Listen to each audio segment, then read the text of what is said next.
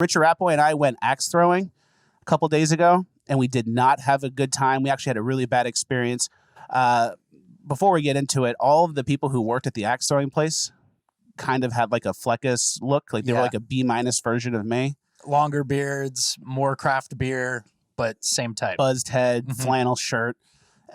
Not fully Fleckus's, but Fleckus adjacent for sure. So we went, there was like a group event there. So we went to have a nice time. We got there and we quickly realized that the axe throwing people try to treat axe throwing with the same reverence you would treat gun shooting. Yeah. They try to pretend it's like a gun range. So we got there. There's like kids around. Everyone's doing whatever. It's a birthday party. We get to our lane. We're waiting for the rest of our group to come. Already signed the waivers. And there's the axes in the bucket. So Richard Rapoy and I started throwing some axes. That's what we're here to do. Well, actually, it's like we rented the lane from 6 to 8 o'clock. And then I'm looking at my clock. I go, oh, it's 6:04. The axes are right here. They're in the bucket. You want to rip some? Me and Fleckus start ripping. Yeah. And then some guy, stocky guy, buzzed head, beard, Fleckus adjacent. He comes running over and he's like, what the fuck are you doing? Put that shit down. And he completely loses it. He like blew off. He had a blow off top moment, like where he just lost it. And and he just absolutely shouted at Richard Rapoy. It's very embarrassing. It was hilarious, and, actually. And then all the workers like pulled him aside and like had to calm him down. And then we didn't see him for the rest of the night. So he basically got sent home after that. It was like a dad moment, like what are you, fucking stupid? Like that kind of energy. Like, what are you dense? It's like, buddy, there's 13-year-old girls over here throwing axes. Like, we're over 30. We're fine. I looked over my shoulder and there's literal third grade girls throwing axes. Yeah. So they absolutely humiliated themselves. They owe Richard Rapoy an apology. I know you're watching, that guy. Yeah. I said I'm not, if I see that guy again, I'm going to demand an apology, but we never saw him again. You owe Richard Rapoy an apology by a lot. That's 100% for sure. The axe throwing wasn't for us. It just wasn't that cool.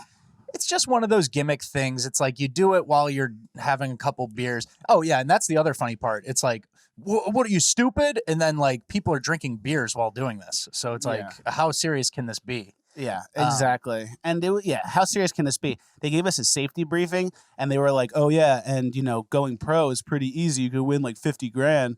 He kind of looked at me. Like, I think he picked me as his, like, group picked a click of the guy who could maybe go to the league for this. I think that's just in your head. That's definitely just in my head. But yeah, absolute nothing. Axe throwing, not cool. Treating it, don't touch the blade, don't hand off the axe. All these stupid rules.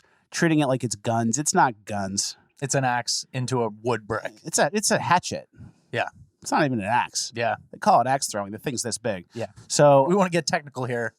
We can take this whole thing down. I'm not trying to, ruin anyone's pastimes here, but it was not a good experience. People take it too seriously, and the IPA craft beer shaved head thing, it just wasn't for me. Not your crowd at all. Yeah. Moving on. We hated axe throwing, and the place in St. Pete was very rude. Moving on. We just released a video in conjunction with Justin Awad, a correspondent for us who did some street work in New York. Absolutely mind-blowing. He went around asking people just very basic questions. Yep. And obviously everyone humiliated themselves and didn't know anything. One person was in an NYU graduation gown. NYU is a pretty nice school. It's like a top 20. Yeah. That's like a top 15 school. Yeah. The guy didn't know how many states there were. He didn't know how many states there were. He said 29. He said 29. Decent guess. What is that? Like you just kind of eyeballed the map and go, all right, 29. 2 on the side, 29.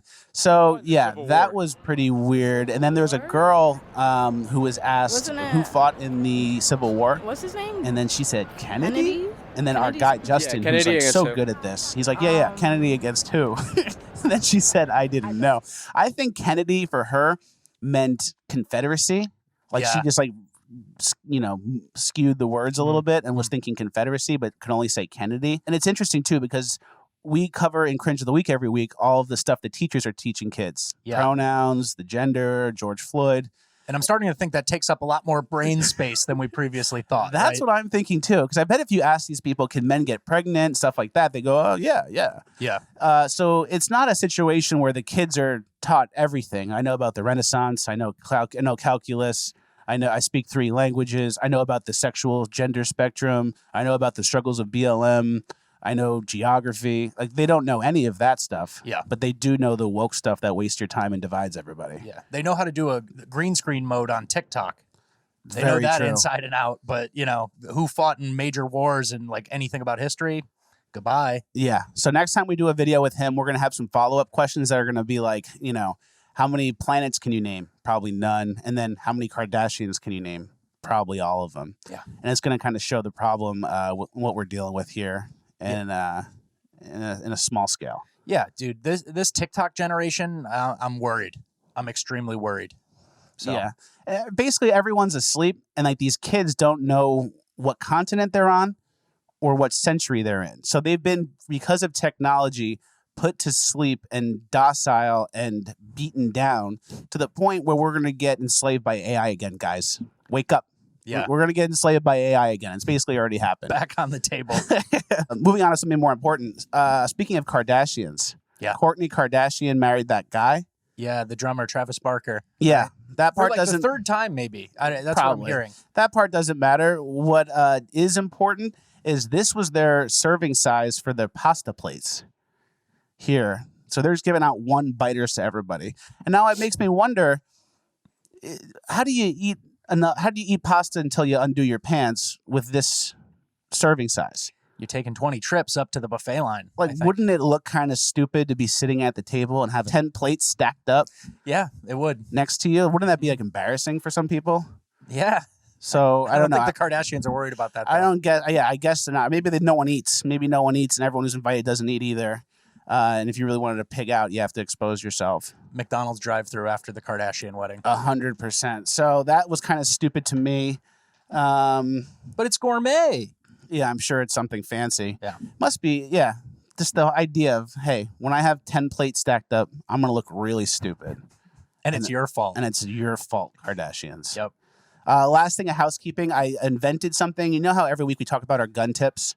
Yep. I give like the gun tips about the one in the shirt. That haven't been tested. They haven't been proved. They might work. They might not, depending on the situation. Yes. Exactly. I have a new one of those. Okay. Ready?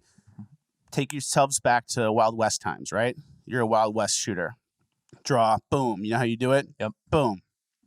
Instead of being a fast draw guy where you pull the gun out and shoot people, imagine having a holster that rotates. And all you have to do is push it down, and then it brings the gun to person height, To right? level. Yeah. To level. And then there's an apparatus where you push it down and it hits the trigger.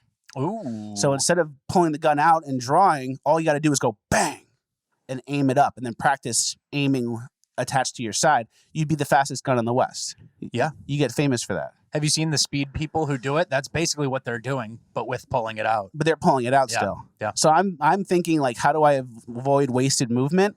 Just bang straight down. The gun goes like this, and then as it hits the down spot, it hits the trigger. Gun shoots. So bang! All you gotta do is go straight down with it. Single lever. All right. I like it. You like that? Could fail. It seems like a Wild Wild West Will Smith type tool that he would have. Yes. You know? Exactly. It could fail, but as long as you practice all year, just bang, bang, and get really good with your aiming, I think it could be a skill, and it could create like an urban legend of like the fastest gun on the West type guy. And then he never even takes it out. Yeah, never even takes it out. You could be the fastest gun on whatever side of the Mississippi you're on.